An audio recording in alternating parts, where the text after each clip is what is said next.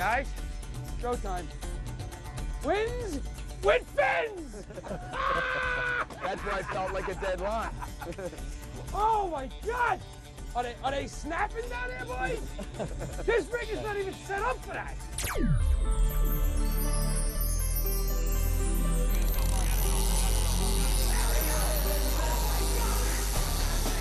Wow, nice fish.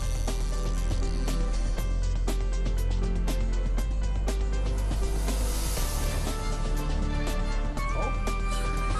There we go. That might be a little better. Oh, that's just screaming, Rick. Wow.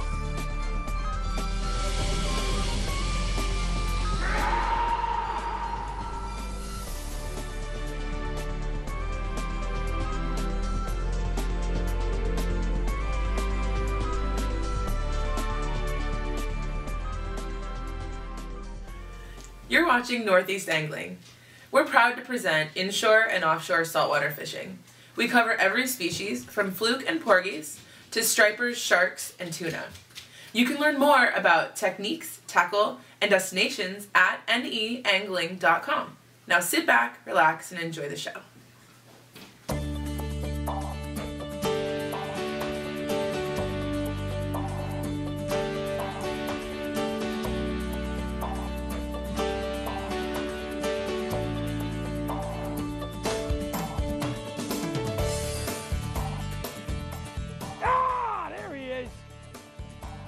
Well, we're here with Captain Mike Neto, Adrianna Charters.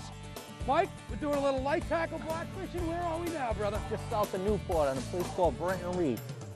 You know, we know Mike Neto really well. He usually takes us fishing when it's nice and warm out. No! It's a good start. I'm starting to get a little warmer now, baby. Good job, Richard. We usually only fish with him when it's warm out. For us, it's a little cooler than usual. We've been dying to do this show. You know, Andy gave me the call the other day. He said, Rich, Mike's got a good blackfish fight going on. He said, get up here. We jumped in the truck. We got up there. We took the boat from Montauk. What, about an hour ride in? All right, in a pretty cruddy sea. In a pretty cruddy sea. We got our butts kicked again, as usual. Triton's doing a job for himself, keeping us safe. But, I mean, Mike, if we're going to fish the boat all day, I think we're in pretty damn good shape, brother. We're going to be fine. We're going to be good today. What do we got for legal limit here, Mike? 16 inches minimum size. Now, I know this fish has it, but yeah. Given what Rich has there, I'm setting this down. Yeah, I'm going to set this one right back down to my table. Look, you don't understand. This is probably my biggest passion of any fish. Yeah, yours and mine too. I mean, I love black. You said it also. To me, this is the best fish in the world to catch. Or one of them anyway. I go bass fishing. Richard, I go bass fishing all summer. I take customers bass fishing all summer long, from May to November, and I can't wait till we start the tog fishing. I look forward to it in July. I'm thinking about catching tautog. Mike, I couldn't agree with you more. I mean, Andy and I now have both started chartering for blackfish. We got the season coming up, and oh, there you go. Ooh, and I'll tell you, I look forward to this time. I wish it was a longer season. Yeah. That's my only regret. You know, Mike, typically how long do these fish stay here? We usually get them here middle of October. They start biting. We got a good mixed bag of sea bass, scup. We have tautogs. And as the season goes on to mid-November, we start getting codfish mixed in. And of course, we have choggies and... Now, choggies, Andy? We call them regals by us. Depends on where you go. Regals. Call something different. Cunners, we everywhere also call with them cunners, cunners. yeah. You know, one thing I did notice, I always thought blackfishing was all about cold water. And this year we had a really long summer. It's been a very warm fall. And we're fishing, and we got surface temperatures almost 60 degrees here. Yeah. A lot of people got different opinions about this. And again, you can analyze this till the day you die. I always thought with blackfish that the light of day had a lot to do with it also. The shorter the days get, I think these fish have a habit. That's just me personally. I could be wrong, but I like when, you know, the days get a little bit shorter. I think that triggers these fish a little bit also, because these fish will lay dormant a long time. Yeah, they will. During a regular season. Yep. And you really can't catch them in the summer. It's tough to catch. Yeah, you know? and the funny thing is, like, the commercial fishermen will pot them, but they just don't want to bite, you know? Right. It's kind of odd. But yeah, we're going to get almost into this. like they jump into the pots because it's an easy meal, but it's tough to get them rod and reel. There's no doubt about that. Now, we're fishing a couple of different ways here. We got 3 guys with 3 different rigs. And I'm not changing mine after that last fish, but... No, I brought a little bit of Brooklyn with us. I got a little sheepshead bay rig going on. 2-hook rig, they call it. Some people call it a snafu rig, double hook rig. It's 2 hooks snelled equally apart on each end with a dropper loop in the middle. And you guys are cutting crabs. I'm fishing a whole crab. And there's a reason. I want a giant today, all right? I'm telling you right now, point blank, I want double digits on this boat. But I don't know. For some reason, I mean, you know, you'll catch a big fish on a small piece of crab. There's no doubt about it. But for some reason, sometimes with a bigger crab on there, you could shy them little Pergolos away, maybe keep a couple smaller blackfish away and wait for that right hit. You know, and unlike on our charters where we fish a little heavy, today, because, you know, we're fishing with, it's all friends here. We brought the light stuff out. And this is going to make it a little more challenging. This is very uncharacteristic, Mike. I'm telling you now. I mean, I believe in feeding fish steel as hard and as often as I can. But now we're going to really feed them steel because we're fishing light action rods from Shimano here. Andy, you got a Terramar rod there, I believe? Terramar, and you're using a striped musky rod. Right. And there you go, Mikey. and these rods are rated for 15 to 20 pound, 15 to 25 pound test. All right. Now, normally Andy and I fishing 20 to 40, right? So we scaled it down a little bit. 3 ounces of lead we're using here. This is insane. Amazing for this depth. What do you got there, Mike? Decent fish or no? I got a little guy. But Andy, you know the deal. When's the last time we blackfished with 3 ounces of lead, Andy? Never. How about never? But I'm loving it. They actually pick it up and walk away with it. Yeah. That's the one thing. It's going to happen almost every time. Well, I think I'm going to need another little piece of bait. I noticed one thing. He's got 2 hooks. He's got 2 hooks. I got 1 hook. Hey, normally, sticky bottom, I'd always fish with 1.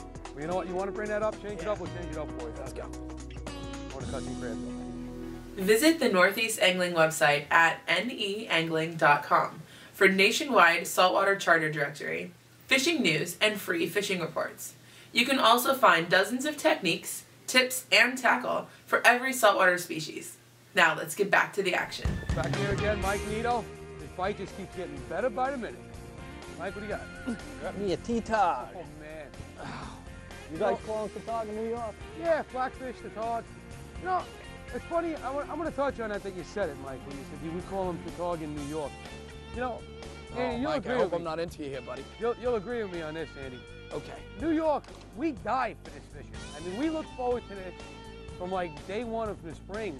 We can't wait for that fall blackfish run.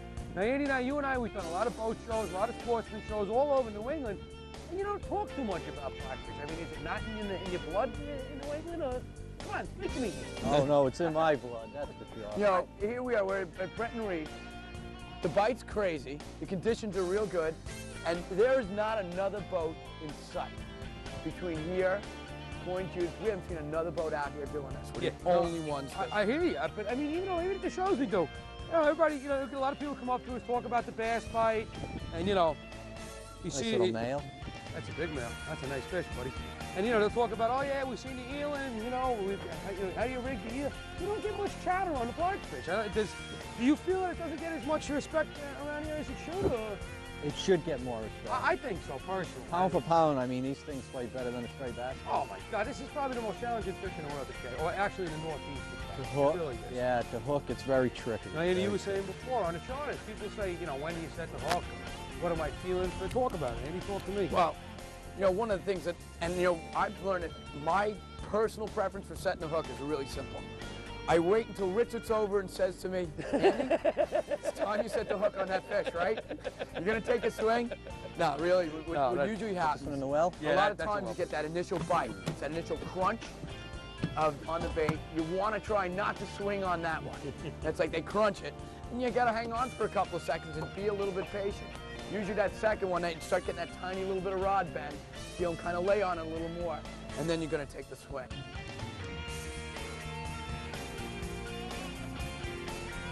Now, Mike, I noticed you're cutting the legs off these crabs.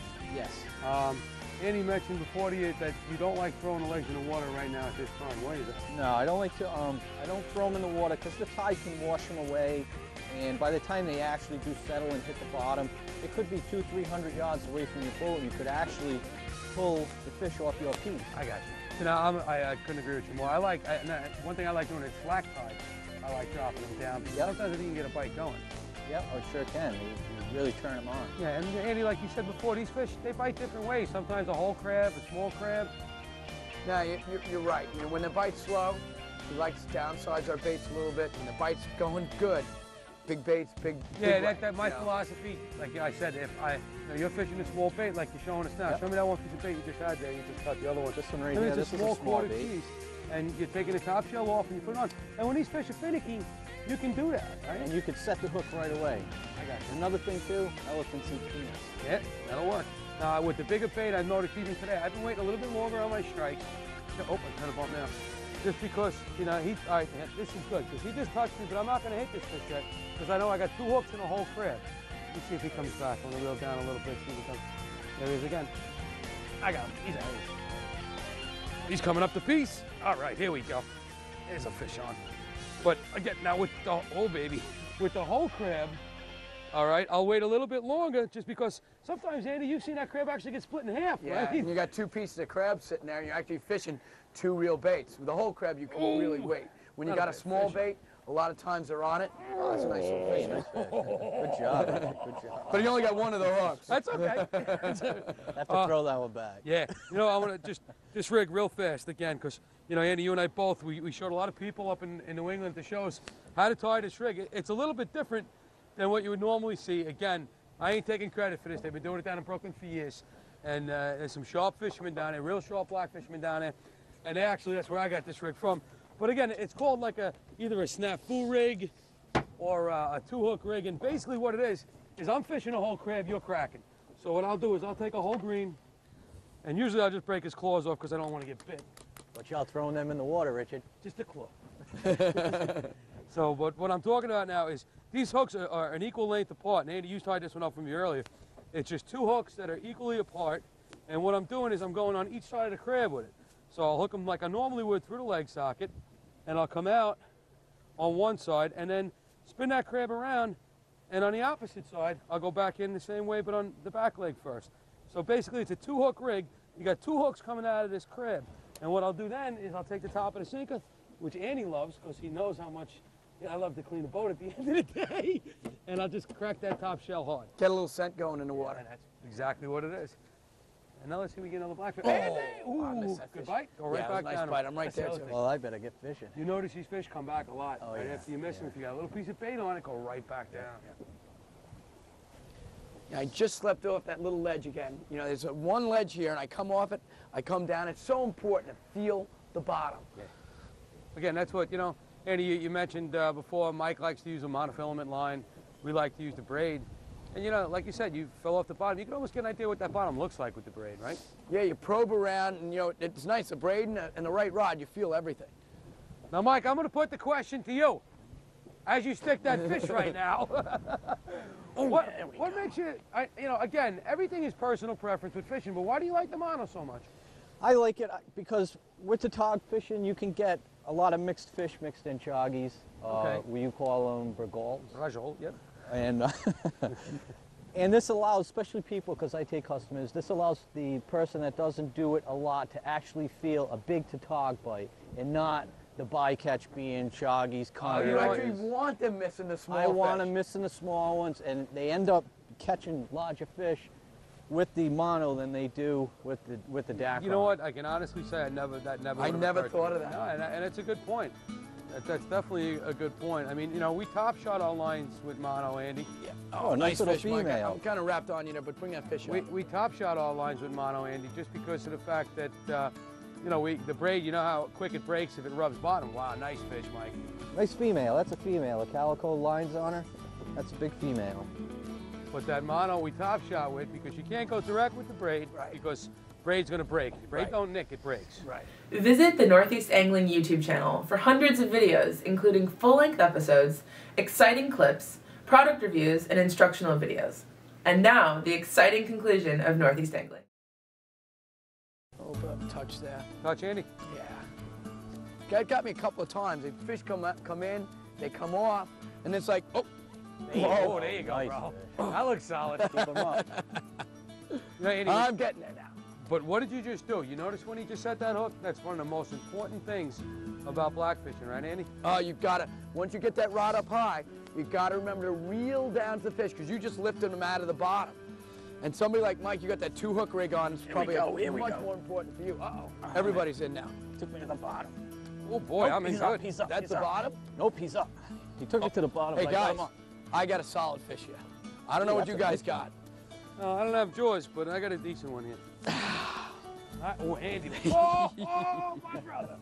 Check that out. Getting it done. That is I'm nice. starting to look. You know, we said the guy with the smallest fish has to pull the anchor. In a t-shirt and his underwear. God, I hope it ain't me. Wow, Rich, that Oh, fish here's a doesn't look nice too fish bad. right You know here, what? I guys. got Another him big fouled, Andy. female. Ah, I got him Oh, fouled I up. like that. Hey. You kind of like Richard, cross-tied yes, it. buddy. Nice. Since you got the small one, can you grab the net this for You got a me? good fish there? Yeah. He's got a solid He took me fish. to the bottom. I don't know. He might have put a little It's nick right in down my on the leader. deck up in front of you there, Rich. Oh, nice You female. know, Mike, I'm usually not a big fan of nets when it comes to black fishing. I'm always saying lift them or lose them. Likes to lift him or lose him. That's a nice fish, though. Nice. That's a real nice fish. Whoa. See, I would have swung that, Mike. No, that's Normally I do, but Not to say nothing, but...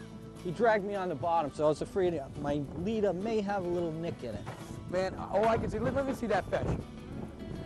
Andy, I Oh, think man. if you do this again, I'm gonna die. I'm just hoping that Andy? I wore clean underwear. That's all I'm saying. That's a nice fish. Oh, my fish is gonna go in the well. I know that one is too. I'm not. I'm gonna let this one go. This is a keeper. You got for the sure. male, I got the female. Yep. This is a keeper for sure, but I'm gonna let this fish go. You know, and this is good also. Black fishing, tough to hold, tough to unhook. Very simple way to unhook these fish, believe it or not. This fish is hooked good, Andy. But a lot of guys will try to pull and you're not gonna. If you take that hook and you spin it, you can pop that hook right out every single time. Beautiful. And I've seen people struggle with that forever, but it's real simple to do. Well, I'm getting bait. I'm getting back in. Rich, can you grab that live well? Yeah, I'm for gonna me? let this one go. I can't believe I'm saying I'm gonna let this one go. That's a What nice is wrong with fish. you? Go bye, brother. All right, get him in there, Mike. Thank you. Good job, brother. Man, I haven't had a touch here. Oh, you got a decent one there, Rich. Yeah, I'm debating whether or not to swing him or not hit him. Now, what do we say? The biggest and the smallest? The smallest has got to go up Oh, and, no. and pull a... How do we do it, Mike? What do we say? It's cold out, I know that. Got to go up in their underwear and pull the anchor. That's Oh, the no. deal. I'm This gonna isn't take good. I'm gonna This is not I'm good. going to take a shot at this. Hey, Rich. Ah! Oh, my God. Look at that! That Mikey! is too big to swing. Mikey! Wow. Is that your mama chocolate? All right, this is not bait. I had a tiny little piece of crab on. Anybody could catch a fish like that. Look at the size of its mouth. Yeah, but that's not going to put that's me a in my nice drawers. fish. That's going to put you in your drawers. That's going to be hard to beat.